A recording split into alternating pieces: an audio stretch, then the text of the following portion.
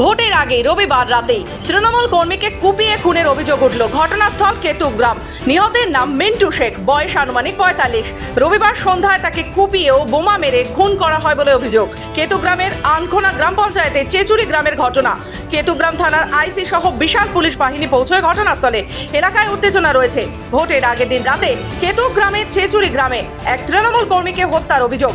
ভোজালি ও পরে বোম মেরে নৃশংসভাবে খুন করা হলো এক ব্যক্তিকে। রবিবার রাতে তাকে ধারালো অস্ত্র দিয়ে কোপানো হয়েছে বলে অভিযোগ করা হয়েছে। এছাড়াও আরও একজন জখম হয়েছে বলে পুলিশ সূত্রে খবর। হয়েছিল মার্ডার হয়ে যাওয়ার পরে পুলিশের লাশ তুলছিল, তারপরে পুলিশে এখানে 3 ঘন্টা দাঁড়িয়ে আছে, আমার অ্যাম্বুলেন্সের জন্য বডি তুলতে দিনি। তারপরে অন দ্য স্পট এখানে গুলি পড়ে আছে, স্প্রিং পড়ে আছে, ফাটা বোম পড়ে আছে, পুলিশ কিচ্ছু দেখেনি, বডিটা তুলে নিয়ে চলে যাচ্ছিল। এটা কি তার পুলিশ কি আমরা কি বলবো? এটা পুলিশ কি এর সঙ্গে যুক্ত আছে?